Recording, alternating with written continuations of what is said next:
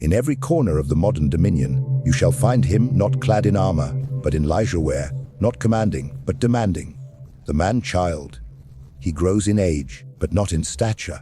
Years may pass, yet he remains a subject to his whims, rather than a master of himself. In the nature of men, there exists a common illusion, that the refusal to accept responsibility is born from cowardice or arrested development. But this is a comforting myth, one that flatters the moralist and blinds the observer. In truth, there is nothing accidental about a man's refusal to grow up. It is, more often than not, a calculated move to preserve power by refusing to relinquish autonomy. What is mistaken for laziness is in many cases a conscious strategy, a political resistance against the obligations that maturity imposes.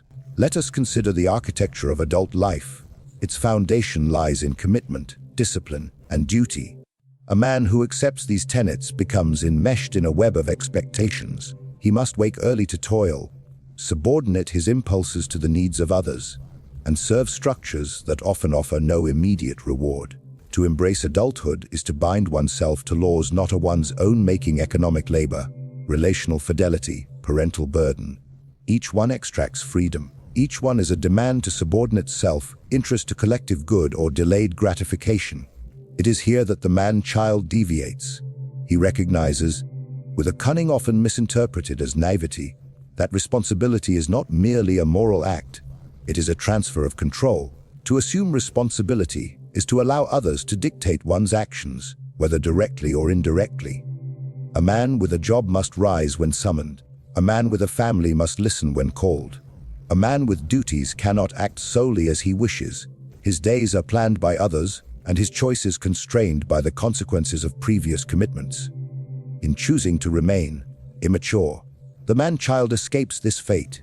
He refuses this transaction. He calculates that so long as he performs helplessness convincingly enough, society will not only excuse his inertia, but will often support it. By cloaking his defiance in the garb of confusion, incompetence, or not being ready, he extends the privileges of youth indefinitely. For youth, unlike adulthood, is treated as sacred. It is indulged. It is forgiven. One expects nothing from a boy, but everything from a man. So he remains a boy, though his beard grows and his years advance. It is not that he cannot grow up.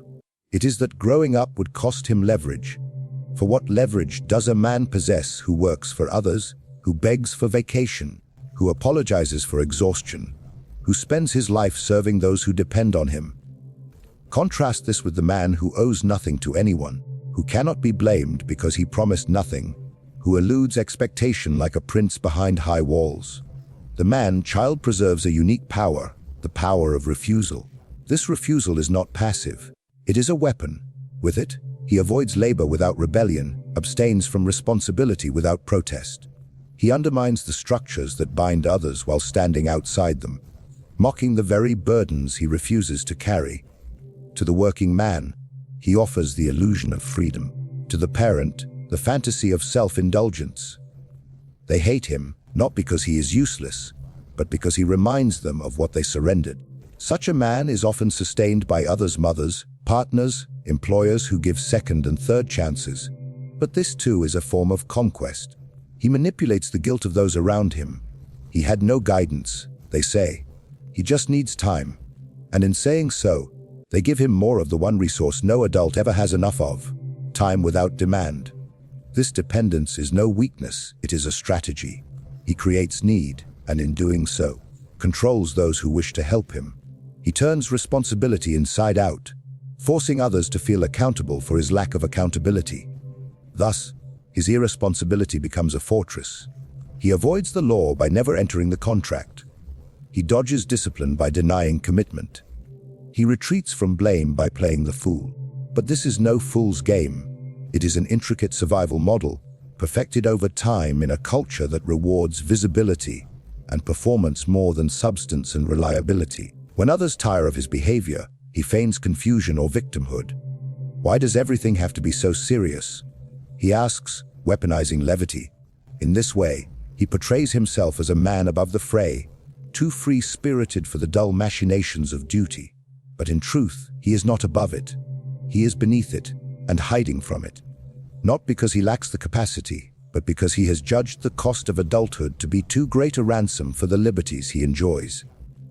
Duty demands self-denial, while pleasure whispers promises of immediate reward. In the realm of the man-child, the latter is always sovereign. This is not the result of weakness alone, but of preference. Preference honed into habit, and habit exalted as identity. A man who places pleasure above duty is not necessarily a libertine without discipline, but rather a tactician who has chosen to align himself with that which yields the highest gratification at the lowest cost. In a world increasingly governed by sensation and speed, this man becomes a product of the times, and in some ways a prophet of them. Pleasure is seductive because it is simple. It asks nothing in advance. It arrives without contracts. It delivers reward without requiring growth. Food can be consumed without hunger. Sex can be pursued without love. Entertainment can be indulged without thought. Duty, on the other hand, demands a price before it grants its gifts. It must be earned. It punishes the lazy and mocks the disinterested. And so, the man-child, presented with this stark dichotomy, aligns himself with that which flatters his instincts and resists transformation. This choice is not neutral. Every time a man chooses comfort over effort, he reinforces a philosophy that life should bend to him, not he to life. In this, he slowly reshapes his character, not as a beast out of control, but as a sovereign choosing a lighter scepter. He becomes less a man of action and more a man of appetite.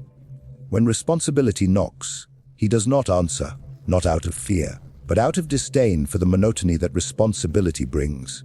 He imagines himself as too vivid for such dull obligations, too spontaneous to be held by routines. This pursuit of pleasure is most visible in his inability to delay gratification. The concept of postponing reward, of suffering now to secure a future benefit, is alien to him. He refuses to plant seeds he cannot eat today. This aversion to delayed gratification is not rooted in ignorance but in ideology. He sees the man who toils for a pension, who sacrifices youth for stability, and he sneers, calling him a slave to the system, a fool who traded his best years for a future that may never arrive. To the man-child, such sacrifice is not noble, it is tragic. He surrounds himself with distractions, video games, online fantasies, intoxicants, endless streams of entertainment, all serve to insulate him from the sharp edges of reality. These are not mere hobbies but instruments of his regime. They offer the illusion of achievement, of conquest, of social connection, without requiring the burdens that true versions of these things impose. A digital war won, a fleeting flirtation online, a day spent intoxicated. These substitute for real challenges, real love, and real labor. He achieves without striving, and therefore he stagnates. The seduction of pleasure also enables a perpetual adolescence. He romanticizes the past, because it was the last time he was unburdened. He clings to youth as a sacred state, not because of its beauty, but because of its exemption from duty. The man-child wears the aesthetics of adulthood. He may dress well, quote wisdom, mimic confidence, but when asked to serve, to sacrifice, to protect, he reverts to a child's posture, evasive, fragile, and self-centered. His life is curated for enjoyment, not engagement. What distinguishes him from a mere hedonist is the way he elevates pleasure to the level of principle. He speaks of self, care, boundaries, energy protection, all cloaked in therapeutic language that gives his indulgence the appearance of moral superiority. He is not selfish, he insists, he is healing. But this healing never ends. It becomes the excuse for every missed responsibility, every abandoned relationship, every failed ambition. In truth, it is not healing he seeks but insulation, from pain, from effort, from obligation.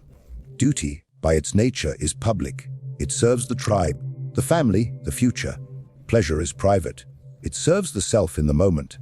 The man-child, therefore, detaches from communal life.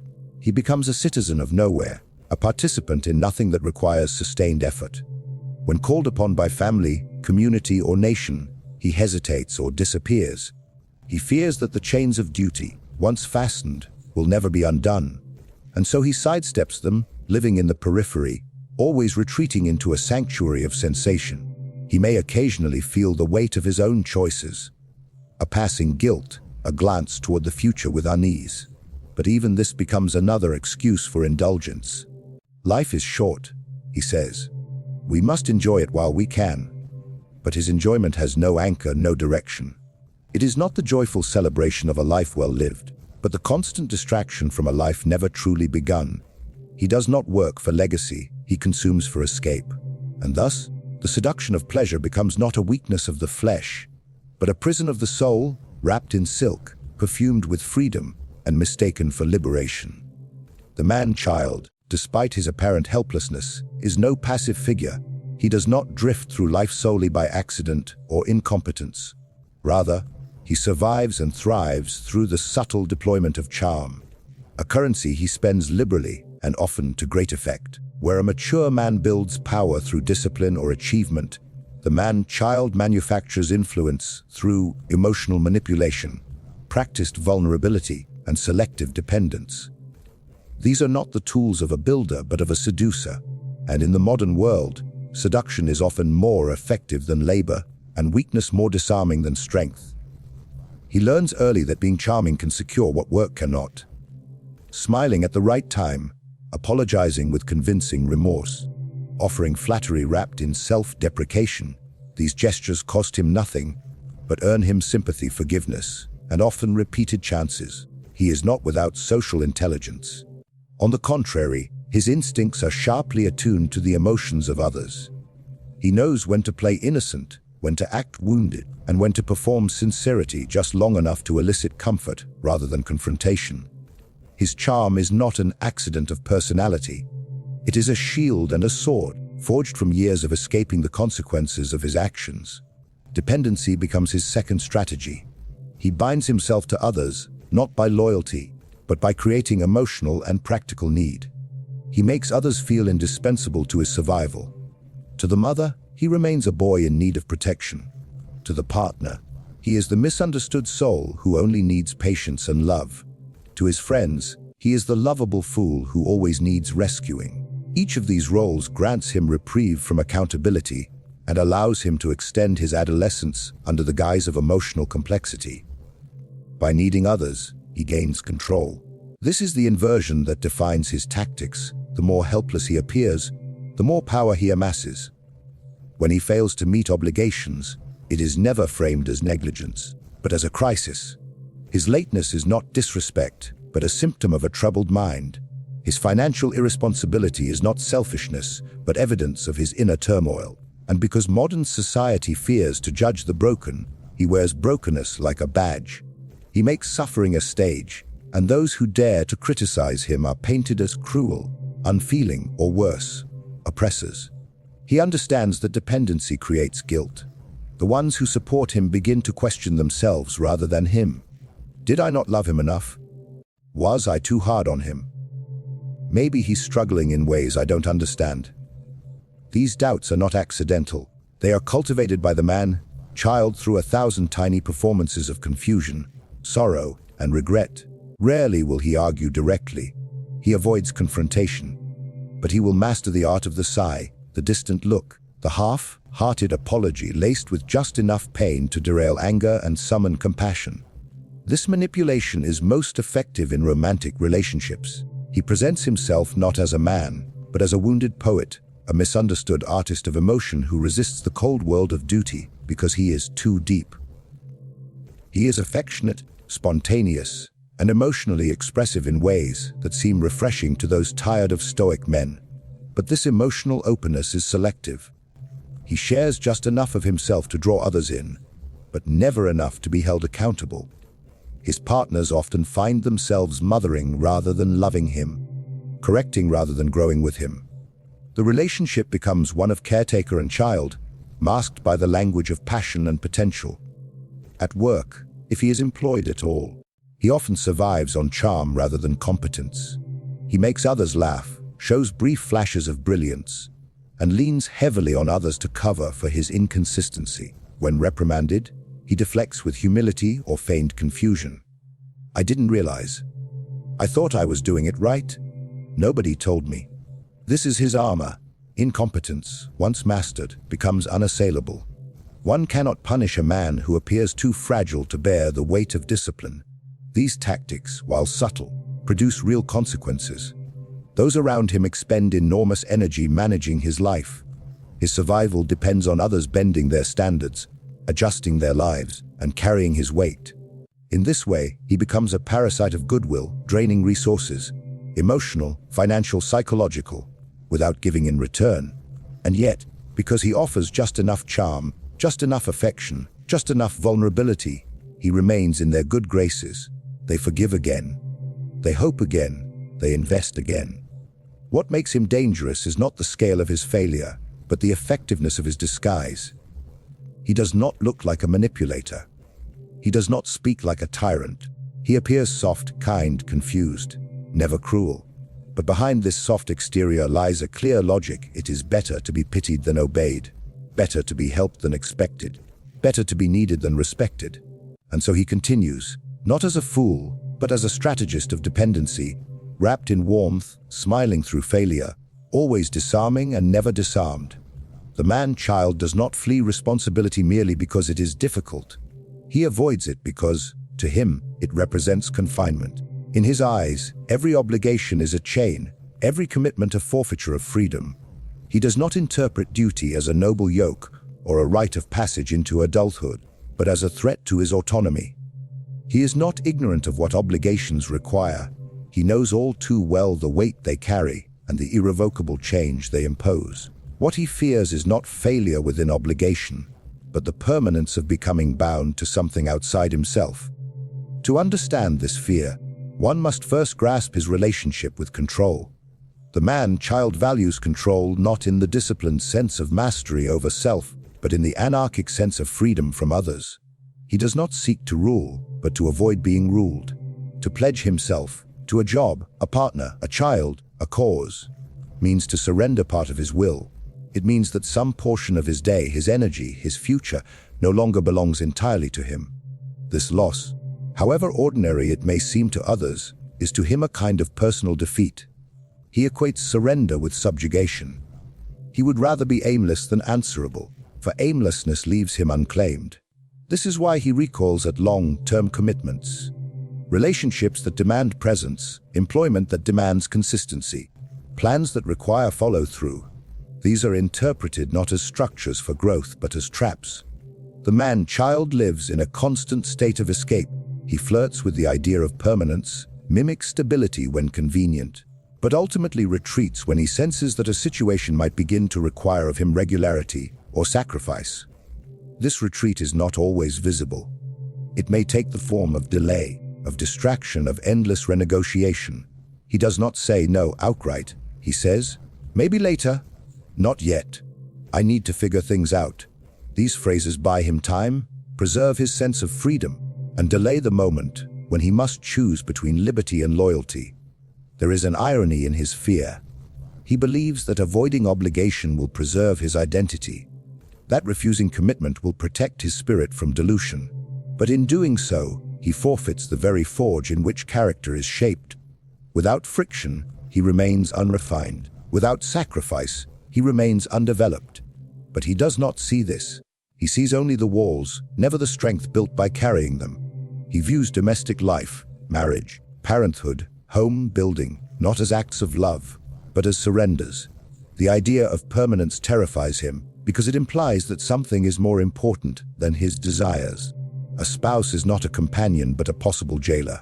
A child is not a continuation of life but a rival to his freedom. These roles, revered by the adult world, are feared by him because they operate on a logic foreign to his, that a man becomes greater by becoming less selfish. To the man-child, this is heresy. He does not believe in growth through service. He believes in the maintenance of self through withdrawal. Obligation, to him, is a contract written in invisible ink, one that grows heavier with each passing day. He suspects, often rightly, that once he says yes to responsibility, the world will pile more upon him. He mistrusts institutions, traditions, and even well-meaning advice, for all of them seem to point in the same direction, towards surrender. He resists this not out of laziness alone, but from a deep belief that to give oneself away is to lose oneself entirely. He is a zealot of personal sovereignty, though he rules over a shrinking kingdom. Even in minor things, this fear reveals itself. He resents schedules, avoids deadlines, evades promises. When asked for help, he hesitates, not because he lacks compassion, but because he fears that helping once will make him expected to help again. He is haunted by the possibility that any act of responsibility will not be a singular moment, but a chain reaction that slowly dismantles his freedom. He does not believe in the temporary nature of duty.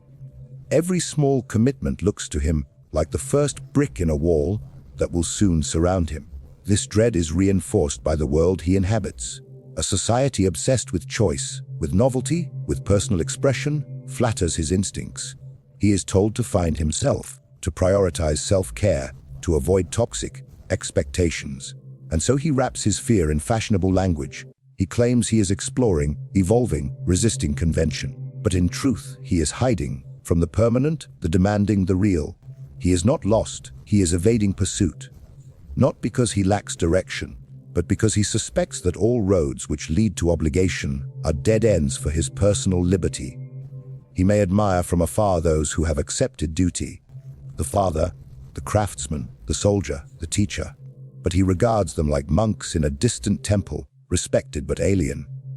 He cannot imagine himself in their place, because he cannot imagine any joy that arises from sustained effort or chosen sacrifice.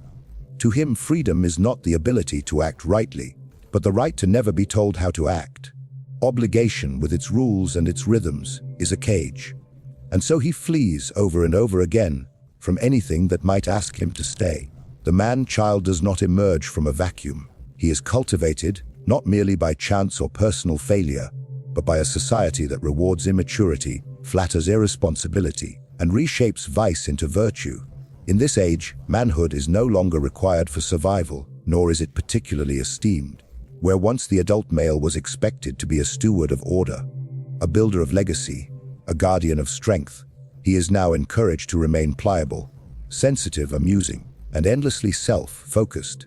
Society has rewritten the script, and the man-child plays his role not as a rebel, but as a perfect son of the modern era. The structures that once initiated boys into manhood have been dismantled or rendered obsolete.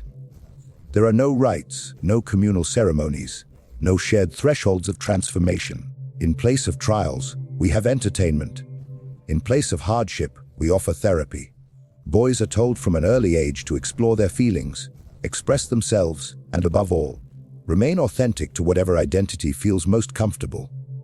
The virtues of self-control, delayed gratification, and sacrifice for the greater good are now viewed with suspicion, often dismissed as relics of a toxic masculinity that society seeks to unmake. Thus, the man-child is not merely avoiding maturity. He is following the current path laid before him. He grows in an environment where adolescence is no longer a phase, but a lifestyle brand. The market floods him with pleasures designed to be consumed in solitude and extended indefinitely. Games that never end, pornography that simulates intimacy without vulnerability, and social media that offers the illusion of status without the burden of action. These things do not challenge him. They coddle him. They reinforce his instincts. They soothe his insecurities. And they allow him to feel a sense of accomplishment without ever becoming accountable to anyone. Society profits from his stasis, for he is the ideal consumer, restless, distracted, and always in need of something new to fill the void his arrested development leaves behind. Education, too, contributes to this phenomenon. The schools no longer teach virtue but vocabulary. They do not shape character, they mold opinion. A young man is taught to critique systems, question authority, and redefine norms, but not to endure hardship, command his impulses, or subordinate his desires to a larger cause. Discipline is framed as repression. Ambition without direction is praised as creativity. Masculinity, stripped of its anchoring ideals, becomes a shapeless anxiety. And so the boy grows into a man who mistrusts every form of hierarchy, every obligation to tradition, and every demand that he temper his feelings for the sake of duty. The family, once the forge of maturity, is fractured. Many boys grow up in homes without fathers, or with fathers who have been culturally silenced. The paternal archetype, the one who imposes order, draws boundaries, and models sacrifice, is either absent or mocked. Mothers, noble though their intentions may be, often become enablers. In the absence of masculine guidance, they overcompensate with emotional protection. The boy is not expected to rise, he is comforted in his fall. He becomes a prince of the household, not a servant to its continuity. He learns that affection is guaranteed and responsibility is optional. When he stumbles, he is soothed. When he fails, he is excused. When he resists, he is understood rather than corrected. This dynamic, repeated across countless households, raises sons who are not prepared to become fathers, leaders, or even stable men. Culture reinforces these failures with narratives that glorify the perpetual adolescent. In film and television, the lovable fool, the reluctant hero, the stoner philosopher, all are exalted. Responsibility is portrayed as dull, marriage as suffocating, fatherhood as emasculating. The message is clear: remain a boy, and you will be loved, cheered, and entertained. Become a man, and you will be burdened, mocked, or forgotten. Even the language of adulthood is derided. To be serious is to be boring. To be traditional is to be oppressive. To be disciplined is to be robotic. As these ideals are stripped of dignity, few young men see any glory in striving for them. Technology only hastens this collapse. The man-child exists in a world where every inconvenience can be outsourced. He need not hunt, build, defend, or even physically labor. Food arrives with a tap. Conversations are filtered through screens. Emotional validation can be mined from strangers with a few curated images. He is surrounded by the tools of convenience, yet starved of the tools of meaning.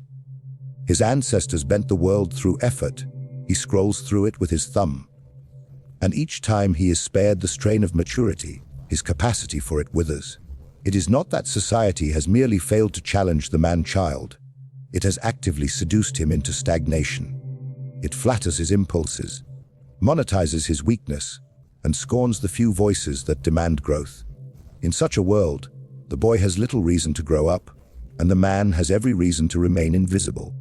Responsibility is no longer seen as a passage to honor, but as a relic of a past deemed oppressive and obsolete.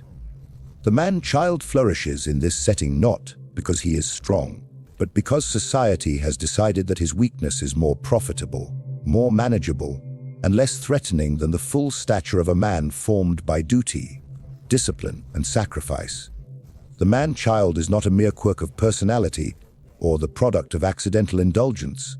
He is a deliberate outcome of cultural decay, maternal overreach, paternal absence, and societal cowardice.